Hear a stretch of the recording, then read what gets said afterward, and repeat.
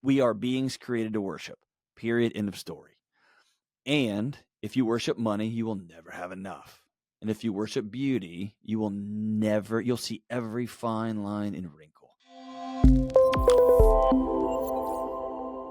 Welcome to the broadcast. This is Michael Easley inContext, and I'm very excited to bring you a guest today. I'm non-anxious about our guest today. Dr. John Delony is a mental health expert. He has 2 PhDs. One wasn't enough, so he went and got 2. One in counselor education and supervision, and the other in higher education administration. Those are the people I try to avoid, John. Before he joined Ramsey Solutions in 2020, he spent 2 decades in crisis response, helping people go through trauma in their life. He's been at Ramsey Solutions now, and he writes, speaks, teaches on relationships, mental health, anxiety, which is what we're going to talk about today, and wellness.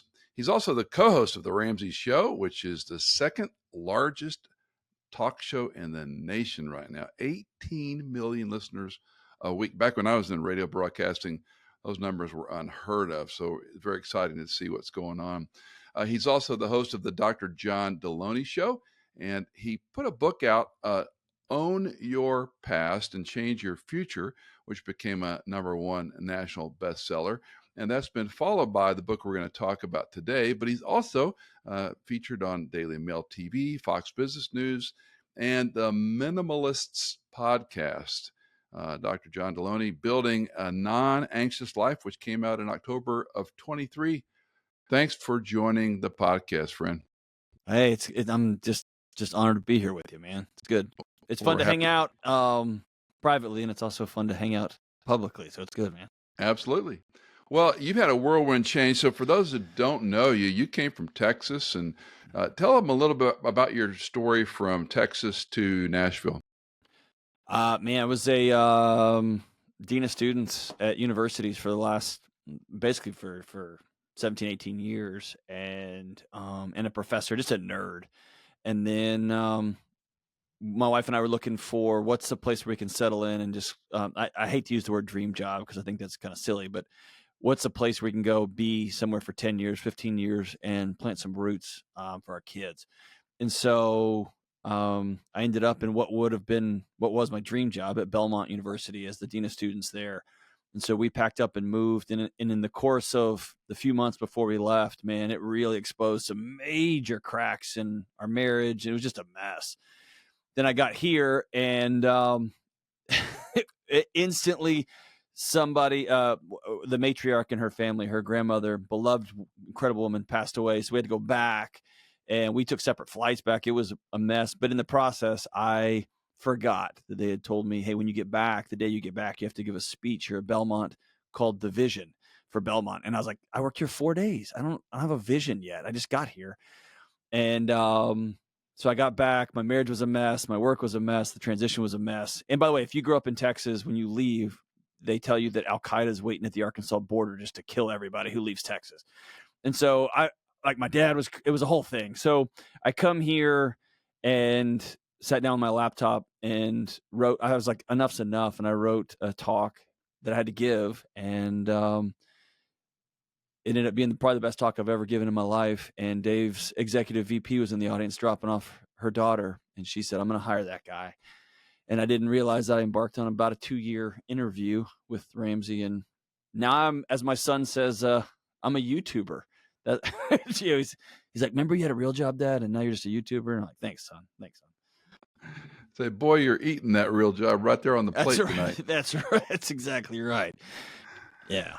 Well, it's funny. You and I crossed paths on this when you were writing first sort of the paper that became a book, and now this text. One of my mentors for 15 years, he's with the Lord now, Floyd Sharp, and we used to meet pretty much every 2 weeks. And he was a retiring psychologist, a Christian psychologist, and just became an extraordinary encourager to me. But he would always say, Michael, you're a perfectionist. You're too anxious. And he would always quote, anxiety in the heart of a man weighs down, but a good word lifts up. And I would go, why do you think I'm a perfectionist? And he goes, well, look at your shirt. Because I always wore starched shirts, I said, well, that's, I was preppy before it was cool. But Denial is a fun place to stay when you Yes, don't it want to look is. in the Yes, it mirror. So is. now Yeah. let's jump in because there's a lot of good stuff in your book. And for our friends, one of the things I'm accused of routinely is, Michael, you're just pushing books down our throats. Here's the deal. If one of our guests lines up with where you are, then take a look at it. This is not meant to make you buy one or two books a week. It's meant to encourage you in your walk with Christ. Or if you don't know Christ, or what's this crazy Christian nonsense, we want to provoke you to think critically who you are, if there's a God, who he is, and what it means to know Christ. So just take a big breath. Don't be anxious about this interview. But John, you write, for years, I've been telling anyone who would listen, students, counselors, colleagues, even myself, anxiety is just a smoke alarm, letting you know something in your house is on fire. The alarm is not the problem, the fire is. And that's helpful for a lot of us to think about, wait, I'm anxious, I can feel it, the cortisol's going up, my chest is getting red, my hands are whatever, however we manifest it. But that's not the problem. Right. And I think I don't think we got here on purpose. I don't think we're coordinated enough to get here in a some sort of like malfeasant way. But I think we've been trying to solve for comfort the last 150 years, 200 years. And as we've solved for things that have plagued humanity forever, like water and food and only 3 people in your tribe to marry, right? And now we have millions on swiping and swiping. But as we solve these things, the enemy has become not survival and death, it's become discomfort. And so we've begun to pathologize these innate normal systems that our body has that I think we're designed with to keep us safe and keep us alive. And one of those is anxiousness, anxiety. It's just letting you know that there's some things in your environment that your body's detected that may mean you're not safe. And because we're not solving for life anymore, we're solving for discomfort. Now we race to a doctor, we race to some sort of numbing agent. And I heard one physician say we're Netflixing ourselves to death. We've just created this distraction universe for ourselves. And if you look at the data, like we can't have all become anxious at the same time because of genetics or because somehow people are broken all of a sudden. That begs a question: why is everyone's body ringing off the hook at the same time? And I think that's a much more instructive question. How have we created a world that our bodies were never designed to live in? It was Swinson wrote the book Margins. Gosh, I don't even have how many years ago. I remember reading it when it first came out, and it made so much sense. And there's a lure for well-intentioned people. Busyness is important, performance is important, and then of course in my lifetime, social media has been a crazy thing. The screen generation doesn't know any different. But there's been a tectonic shift in activity. You mentioned dating apps, for example. You swipe. That's got to increase anxiety. I think following your train of thought, which I love, going back to like the moral majority conversation, back in the 80s. Sure. Like they list, there's basically here's 7 or 8 behaviors or 10 behaviors that are specifically outlined in scripture as evil and bad, and we have to root them out. And so let's take one like addiction. It's easy to look at somebody who's struggling with addiction, who's got a sexual addiction or an alcohol addiction or a drug addiction, an illicit drug addiction, and say they're bad and that's bad behavior. And I'm going to go over here and work 125 hours a week, get paid extra overtime for it, and be celebrated and cheered on. And I'm still using that to ignore my family, to not say out loud, I don't know how to be a dad. I don't know what I'm doing. Right. Or I don't really love the person I'm married to anymore. We're great household co-managers. Or I'm going to now in our current ecosystem, I'm going to scroll and swipe my day away. I'm going to let my kids be the epicenter of our home, and I'm going to go to 14 different practices a week, my life away. Right. But I think all of it is this pervasive numbing agent. And yeah, social media is, it's a group of neuroscientists who got with a group of technology guys, and you can't beat it. It is infinitely more addictive than the crack epidemic or the opioid epidemic, and it's pumped into our homes and we're handing smartphones to children. I mean, it's just it's like nothing we've ever experienced before. We're jumping way ahead in your book, and one thing I appreciate about your book is it's not inaccessible. You touch enough on sort of the research and the observations, but you're getting more at the heart of the matter on how we look for turning down anxiety. But dopamine, in the last 2 decades, we've talked a lot about cortisol, oxytocin, and dopamine. One of my dentist friends told me that the reason Instagram users do this or chew fingernails is dopamine. And that was a light bulb to me. I hadn't thought about it in those terms. No, it's a highly orchestrated, intentional, from the swipes to how they hold back who's liked your post until certain times, hold back which post you can see because they know you're going to be engaged with this one, but not these 5, but they're trying to get some more information in front of you in those 5. All of that is incredibly orchestrated. The fonts they use, the colors they use, everything is orchestrated for one thing, to keep your attention. And dopamine is the drug. People think it's the dopamine of pleasure. The drug of pleasure. It's not. It's the chemical of anticipation. So it builds and it builds and it holds and it holds and then it releases. And what Anna Lemke, she's wrote a masterpiece book, Dopamine Nation, but she talks about your body's response to dopamine is it has to hit the other side of the teeter-totter. It has to hit a pain. That's what withdrawal is, right? That's when you're addicted to love, as Pia Melody writes about. When you're addicted to a person and they're gone, it hurts. It actually hurts. And so you're swiping, and when you stop, your body hits that other side of that teeter-totter, and you feel it. I got to get back on this thing. And that's addiction, man. That is addiction. And the problem is when you're doing drugs, when you're drinking, when you're working 160 hours, you know it's not healthy. But when you're scrolling and you're trying to seek out your friends, you're trying to seek out people like you, it's nefarious, right? Well, let me go back. We talk a lot about all these things, but one of the things you identify real quickly is what we're doing isn't working. Right. Yeah. More people, I like to say more people than ever before in human history are under the care of a licensed mental health professional. That's my gang. That's my world. More people than ever before in human history are taking psychotropic medication, right? And by the way, I took meds and they transformed and saved my life. So I'm not anti-med. I'm just saying if we step back and look at, okay, we've medicated people, we've got all the right things for people, and the trend line is still through the roof, then you have to ask yourself, is this working? And it's not. It's not. So typically we try to do compensatory things.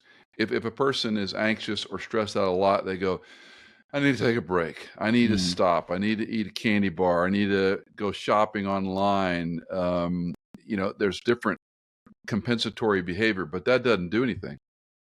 Well, I mean, it numbs it, right? It tapes it tapes a pillow over that alarm that's going off in your kitchen, and so it does silence the anxiousness, but then your house burns down, right? It doesn't solve the problem. And one of the things, I didn't know this before I started the research for the book, and it was really annoying. One of the most annoying characteristics of anxiety is if your body's anxious about something. So let's say you're anxious about having hard conversations or confrontation or social situations. When you get anxious about something and you're about to go, your boss invites you to a dinner and you're anxious about social situation and you're like, and you don't go. Your body won. It got exactly what it wanted, which was you not to be around the threat. So what does that do? It reinforces the anxiety response. So the next time you get invited, it's going to gin it up even louder because it knows, that keeps him from going to this. That's where the tigers and bears are. And so the only way to heal from it is super annoying is to go right through it, is to head right into it. And that goes against every ounce of what our body wants us to do and what our culture wants us to do. Well, it's sort of like you allude to your speech, and it's speeches in general cause huge anxiety for people not in their stomach. I remember in seminary we had preaching courses, and they were pretty intimidating. And because you have a professor behind the glass recording it and taking notes, and then the class would evaluate you afterwards, and it's a pretty interesting environment. But we had one guy. He got up and bless his heart. I mean, you couldn't use notes. You could use your Bible, but you couldn't use anything in print. And he got up and he choked.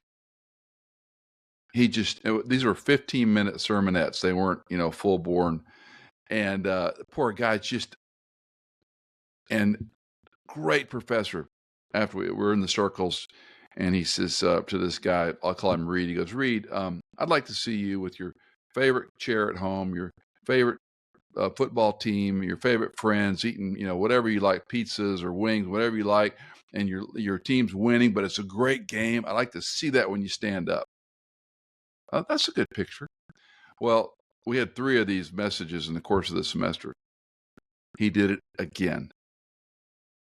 He got up and he just choked. I just say that to, illustrate it's not uncommon. This is a highly educated guy, very bright guy, very competent guy, but there was a certain threshold for him. His body just shut down, John. Shut down. That's right. But also, as you're saying that, I thought to myself, and he has been freed. Because what he's going to find is his mom didn't suddenly hate him. He might find he needs to take a different career path because this isn't the job for you. But you find out, I didn't die, right? The worst thing that your body was screaming at you, this is it. This is all over. It's not, right? And so you head into these situations, and he was set free. All right, cool. I'm not going to be a pastor or a preacher. It's not the gig for me. If I get anxious when I'm trying to fix something like a car or a lawnmower or something, because I'm a disaster at it. And I can knucklehead my way through it, and I come out I got to go repent for all the things I've said, muttered under my breath, and I lose things and whatever. And I can learn that's not the job for me long term, but I also learn I could do it if I need to, right? So your body, you learn by going through but yeah, you get set free. Once you fail on a public stage and you realize it's not all over, what else? There's nothing else that your body can hold over you, right? We're free.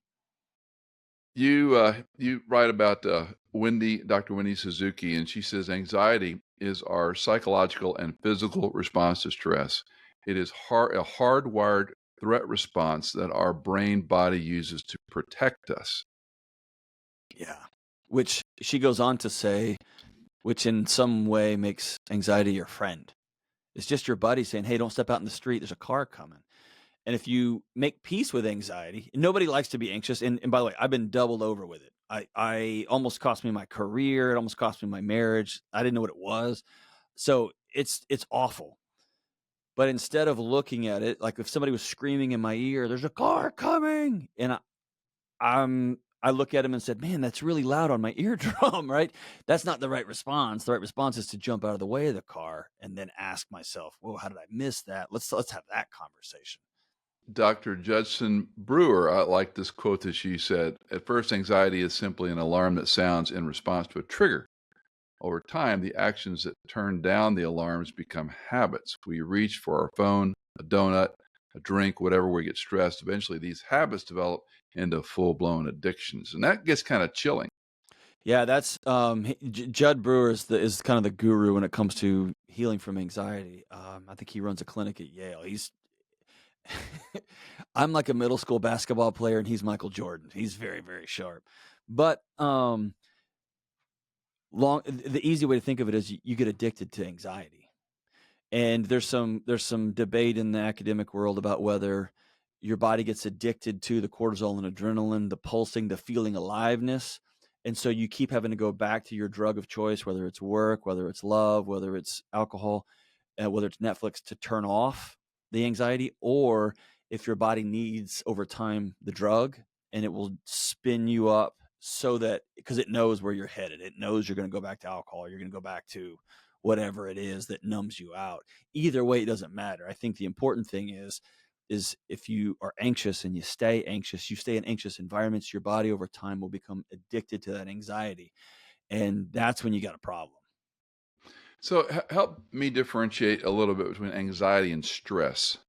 Stress is good. Stress. I was almost late to staff meeting. And if you know Dave Ramsey, you know, don't be late to staff meeting.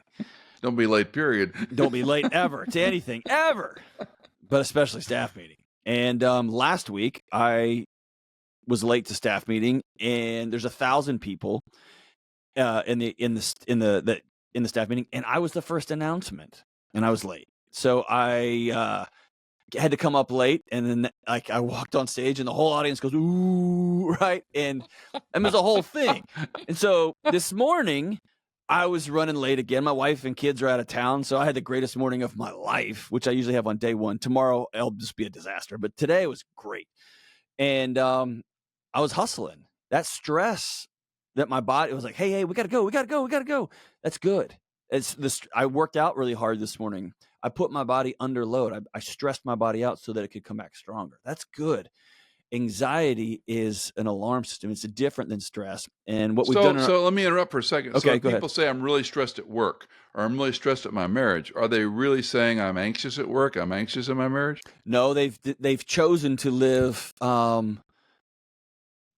They've either been thrown into a life, or they're choosing a life where stress is chronic. It's 24/7, 365. And our bodies are really amazingly designed to deal with acute stress. It's designed for the tiger to show up at the door, and you either fight it, or you run from it, or you hide from it, or you play dead and it gnaws off one of your legs and drags you under a pile of leaves and comes back tomorrow, and hopefully you can escape then, right? That's what our bodies are designed for. It's not designed for this 24/7, 365. Every threat on planet Earth coming through this little digital box at us 24/7, 365. It can't handle that. The machinery is not designed for that. It's like taking a Toyota Camry, one of the greatest machines ever made, and taking it rock climbing. It's not what it was designed to do. And so you can blame the car, but really you should blame the driver in that situation. All right, you go into a section on memory, action, and grief. I thought that was very insightful to think about how these affect our levels of anxiety. Yeah, I like to think of it this way. Your body goes through a stressful event or a thing, and it puts a GPS pin in it. And what it's doing is it's surveying the environment 24/7, 365 for that threat again.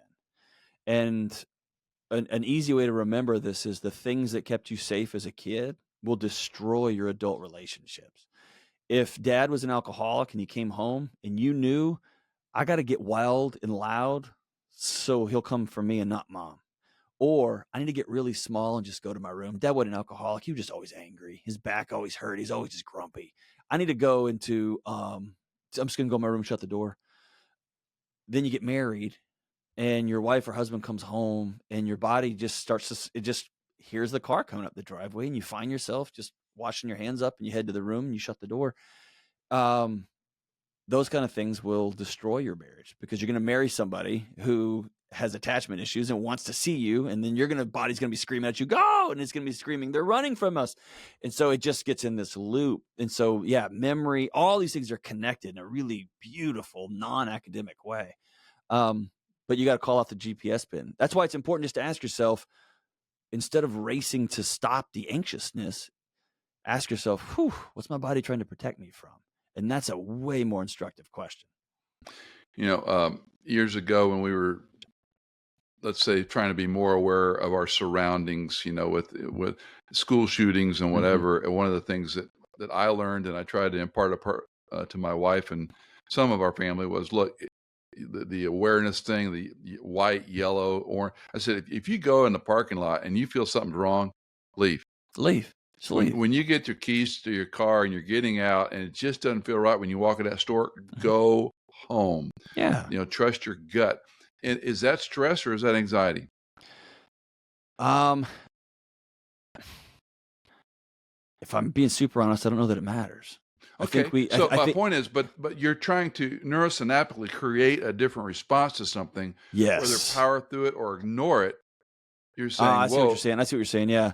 So what I find is trust your gut and seek counsel. What I know about my body is when I get emotional about something or when it floods something, when I get anxious about something, my body actually shuts off the critical thinking part of my brain. It just wants me to respond.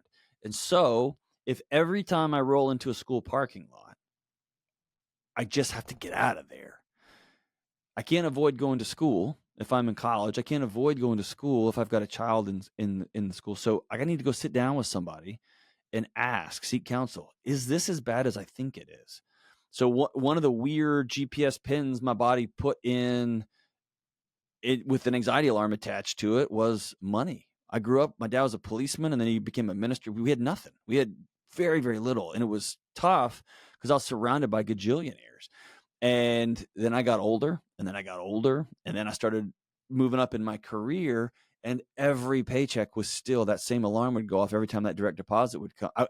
And I had to go sit with a professional counselor and say, hey, I need to walk through this because I know it's not real anymore. It used to be, it's not anymore. And that's what healing is. Can I think about those old scary things and my body doesn't take off on me anymore? But always, man, if you're pulling into a parking lot and something feel like, get in your car and go, right? Get in your car and go. And metaphorically, in any situation in life, I would say. Yeah. Until it becomes disruptive to a point where it's not real anymore, right? If showing up to your office is unsafe, and you quit and you go get a new job and it's unsafe, go talk to somebody. Something else, yeah. Yeah. You also quote Rollo May, and that took me back to, I was thinking 1976. I was introduced to Rollo May at college, reading a lot of his stuff. But it says one measure of allaying anxiety is frantic activity. Yeah. And welcome to our 21st century, man. So when I start feeling anxious, I get busier. Yeah. Just got to go do something. I got to call somebody. I got to text somebody. I got to scroll something. I got to buy something. What we're not trained to do in this current world is just be still. Just be still. It's the, and that's what military training it does for you. How can you, that's what boxing training, that's what MMA training does. That's what jiu-jitsu training does. In the chaos of an engagement, the calmest person often wins. Can you stay, right? When I was training MMA, I used to, if you could get somebody mad at you, oh, that's awesome. Because they're gonna overreact. They're gonna do something silly. It's the person who stays super, super calm. Under fire. 6 daily choices of a non-anxious life. And I'll read them all and we can talk about a couple of them. Choose reality, choose connection, choose freedom, choose mindfulness and health. Choose health and healing, and choose belief. So first of all, I'm anxious, but what's my reality? I need to choose to sit in that reality. Yeah, I think we've talked about a little bit, but we call it the attention economy. Is that what they call it these days? I think that's a nice way of saying we live in the distraction economy. Look over here, look over here, look over here. And so everybody and their grandma has a vested financial interest in you feeling unsettled and trying to chase the solution externally. That's why I buy stuff. That's why I buy a new course. That's why I buy new shirts. That's why I buy new shoes, a new car, a new house. My kids go to another school and another school and another school. That's why I get a new spouse, a new girlfriend, because I'm always chasing this external. Once I get this thing, then I'll feel okay. That's distraction. And so if you want to be well comes from the inside out. And if you want to be well from the inside out, you've got to know where to start. And so starting is you got to choose reality. And that's taking an inventory. Like I work for Dave Ramsey, like write down how much you owe on a piece of paper. Write it all down. Get it all out into the open. Be honest. What's the state of your marriage? What's the state of your relationship with your kids? It's easy when you walk in and you have a teenager and they shut the door and all those teens, but your body knows. Your body knows. We are 6 feet apart from each other, but we're 6,000 miles away from each other, right? And so it's this, what's the state of your health? How overweight are you? Is your job about to go away because of AI? Like, let's be honest about some of these things. Or here's a better one. What can you actually do about crisis X, Y, and Z on the other side of the globe? Really? What can you act? I think that's why we go crazy during national elections, because there's so much fervor and all of us go to the polls and we get one ping pong ball toss into the little jar for the goldfish. We get one throw and then we move on. And it's all this pent up anger and rage and all 24/7. And you cast one vote and then you go on to your house and you hope your guy wins. And it's this sense of what can you actually do? And so when it comes to voting, obviously I'm a big believer in that, but backing all the way out, choose reality. Is you constantly scrolling and watching the news and screaming? Is that helping? Or are you using that to avoid the things that would make your life better? Like paying all your debts off, learning how to be a better dad, getting connected with your spouse again, or going for a walk, things that actually heal instead of create more fire. Well, you touched on the next one, choosing connection, and reading through this section, I almost hesitate talking about it, but I've got 5 guys that are closer than brothers, and one of Yes. them I've known for 57 years, and you Amazing. just don't have those kind of friendships normally, and just I think God knew I needed it to survive, but those guys, I touch base with them all the time. I'm able to connect with them as well as Cindy, but it's a construct for me, John, but most people don't have healthy connections.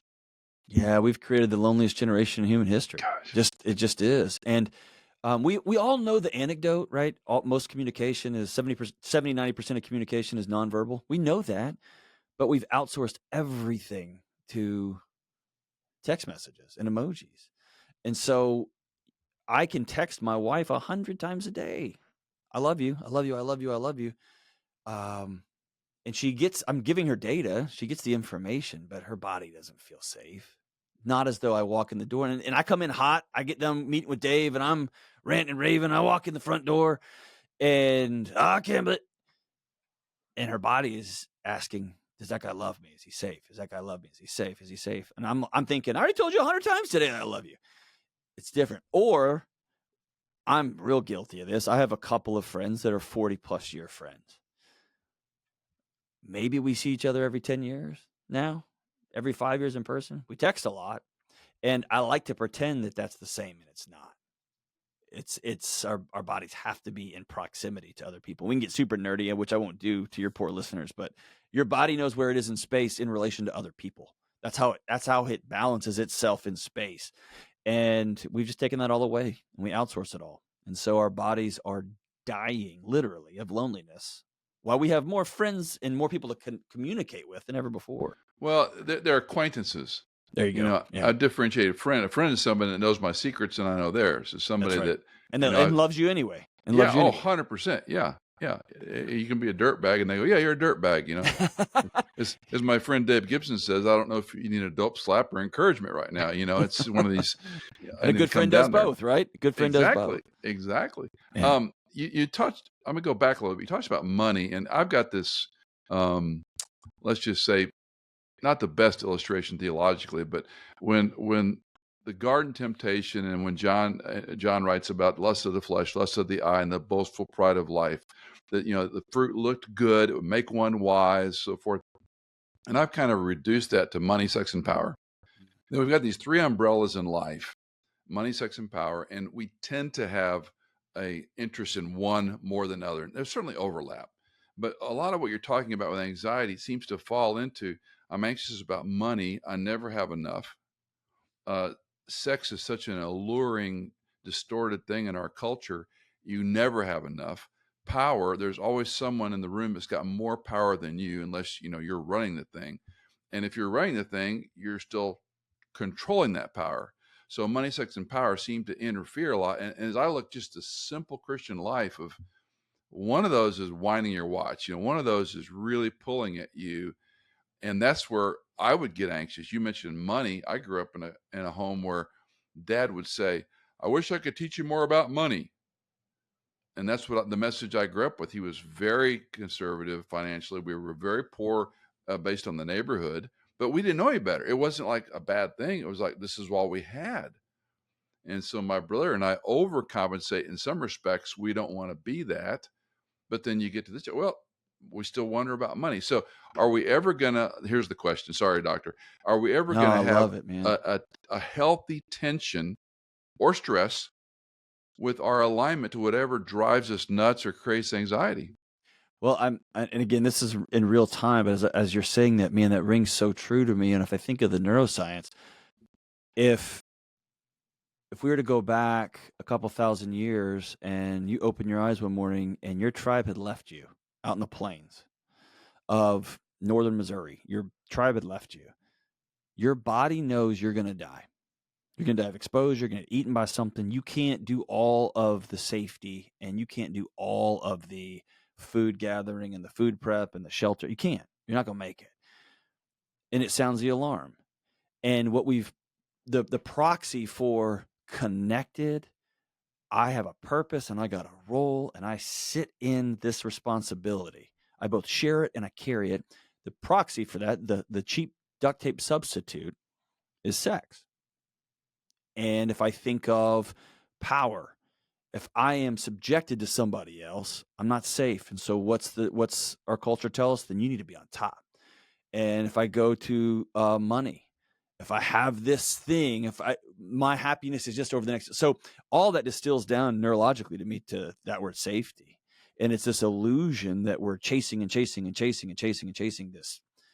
If when I get this thing, then my body will feel safe.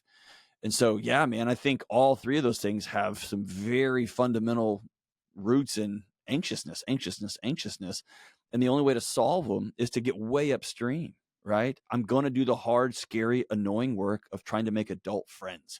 That's the worst, Doc. It's the worst. Going up to strangers and being like, hey, you want to be my friend? And then you finally go hang out. Y'all get nachos. You're having a drink. You're just talking about whatever. And then one moron's like, what do you think of COVID? And like, well, we're not friends anymore. Like, and then you move on. And then somebody at work who's not your wife texts you a hilarious meme in the middle of a meeting, and you laugh, and she laughs, and you feel a little bit more alive, right? And then you text her back, and then she texts you back, and now we're off to the races, right? And that's same with money. That's same with power. It's all proxy for, am I safe? Yeah, it's interesting because the humor thing is such a fascinating. And again, my mentor Floyd Sharp, he was big on humor. Yeah, 9 out of 10 of his jokes did not even qualify as dad jokes; they were terrible. But he enjoyed them, and so that made it worthwhile. And I find today, I find something that's hysterical, and I send it out, and nobody thinks it's funny. So then send them to me because I'll think they're funny. Yeah. Then there's this disconnect, and I go, oh, I'm anxious. I shouldn't have done that. I'm wasting people's time. So back to money, sex, and power for just a minute. I have this theory, and you're the two PhDs. You can help me. I have this theory that all these things are insatiable. Yeah. Money, sex, and power are by nature insatiable. They're ghosts. You can never catch them. That's right. God gave them to us, however.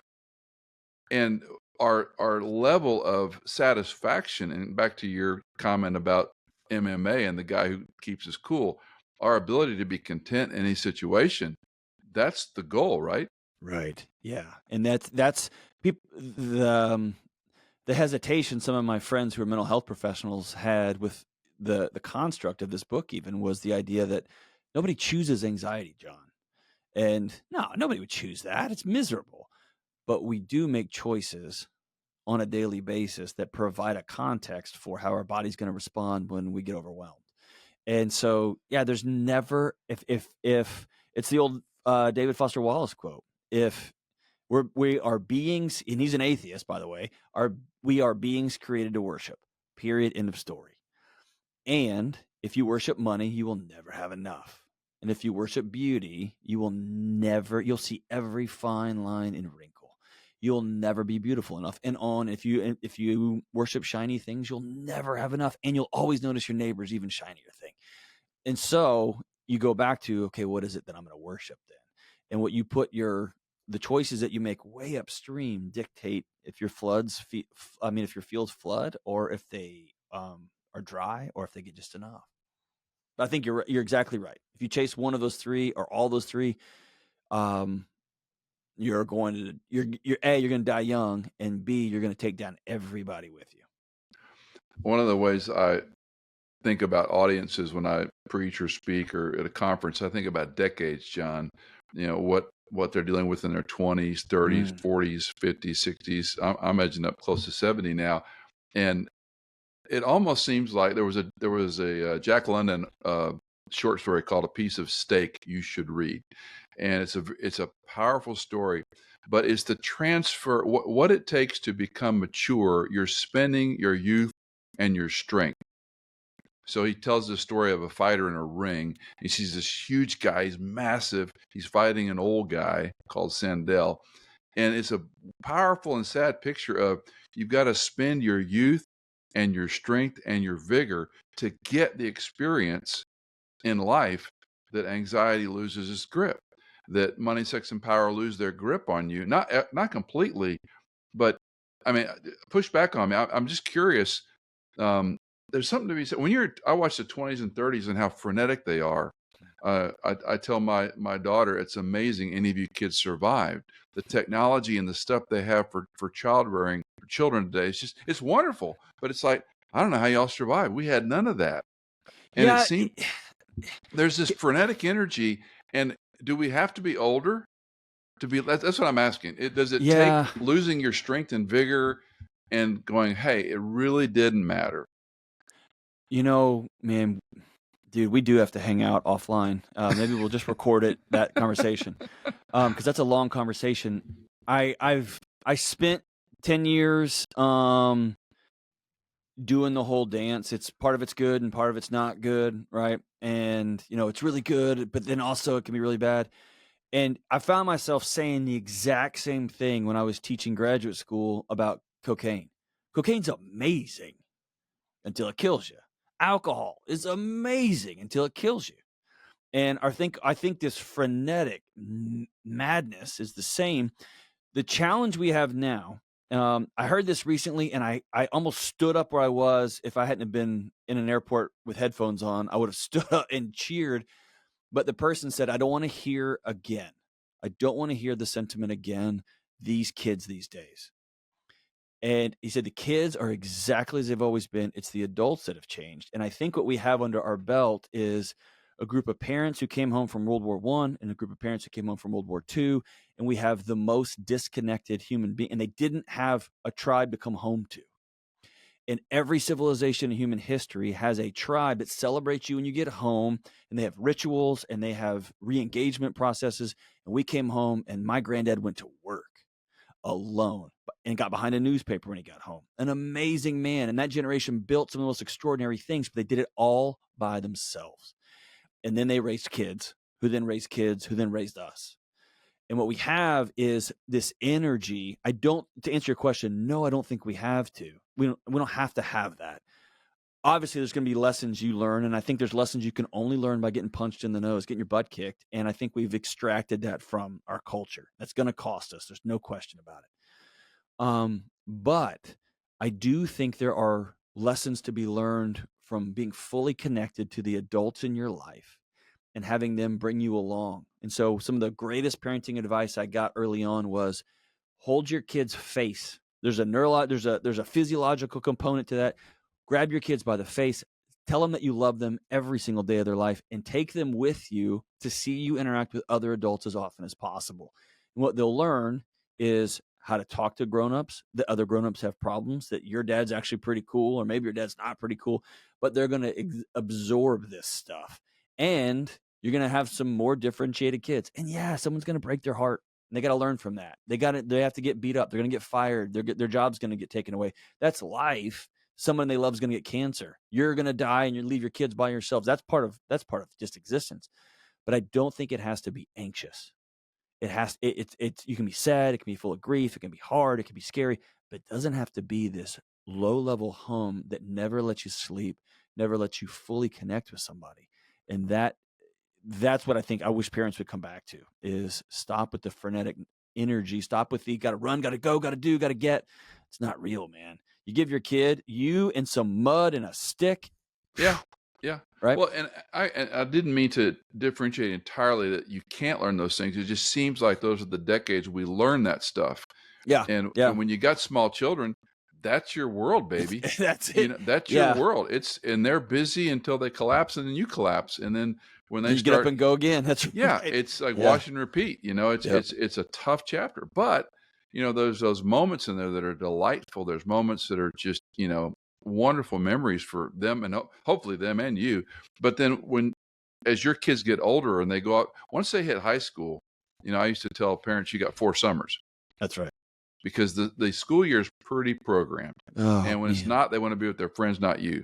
Yeah. So you got 4 summers, and then they're done. Really 3, because they're going to be gone if they go to college. Once they hit college, they're gone functionally. That's You're right. an empty nester. You're just writing checks. But the relational disconnect becomes hopefully friend and, not parents so much, but this is an adult now. And then the delight. I mean, my adult kids it's the best time of my week to be around my adult children. They're phenomenal human beings, very different in a lot of ways, similar in some ways. But the only reason I bring that up is there's some take a big breath and go, there's going to be seasons where you're going to have more anxiety than others. That's what I was trying to get at. Okay, yeah. So I think that goes back to what we were talking about earlier, which is this idea that if it's not all perfect all the time, that something's broken. I have people call my show, Doc, and they'll say, I'm in a sexless marriage. I hate my job, this and that. Me and my spouse aren't connecting in any way. And as I dig in, it almost invariably pops up, oh, we have a 5-year-old and a 3-year-old and a 2-year-old, and I'm pregnant with number 4. And I'm always like, hey, lead with that. Just lead with that. Call me back in 5 years. You just keep everything duct taped together and keep driving and figure it out. And yes, there's some tips and tricks along the way, but you're right where you're supposed to be. It's not supposed to be fun or good right now, right? But one day your last kid is going to get up and go to the potty by themselves, and you are going to run through the neighborhood screaming and yelling. Sleep through the night. Yeah. Yes. One day your husband's going to come out of the bathroom and wearing just his whitey tighties, and he's going to be the hottest guy you ever seen. That's years from now, not right now, right? And I got to tell Cindy that. Hang on. Hey, it's coming. It's coming. Once you cross that 7-0. So let's talk. The last chapter is, almost last chapter is the hard way. So give our friends a little tease, and what's the hard path? The hard path is there's an illusion that's been built, which is there's an easy way and then there's a hard way, right? The easy way is I'm not going to care about what I eat. That's only for health nuts and for goofballs. The easy way is saying things like, well, my marriage just ran its course. It just ended. It ran out of gas, and that's fine. I'm going to move on to the next one. The hard way is I'm going to stay in shape, and I'm going to be somewhat conscious about what I eat. I'm going to be intentional about my marriage. And when things get hard, I'm going to go to counseling and work through these things. The reality is being 100 pounds overweight is really, really hard. Losing 100 pounds is really, really hard. Having a marriage dissolve and having to split up kids and finances and heartbreak is really, really hard. Having a good marriage is almost impossible hard. And so I think the illusion is there's an easy way to do life and a hard way. And what I'm trying to paint in this chapter is there is no easy way. It will cost you dramatically. So choose the hard path that's going to get you to the place you want to be, not to a place that's going to end up pulling your life underwater. Right. And so there's just not an easy path. The book is called Building a Non-Anxious Life by Dr. John Delony. You'll find information, as always, in the show notes of the program or anywhere you purchase books online. Take a look at it. The Minimalist Podcast, the Dave Ramsey Show, the Ramsey Solutions Show. You can find John all over YouTube. So take a look further at what he's got to offer, and you'll be the beneficiary. John, thanks for jumping on the podcast today.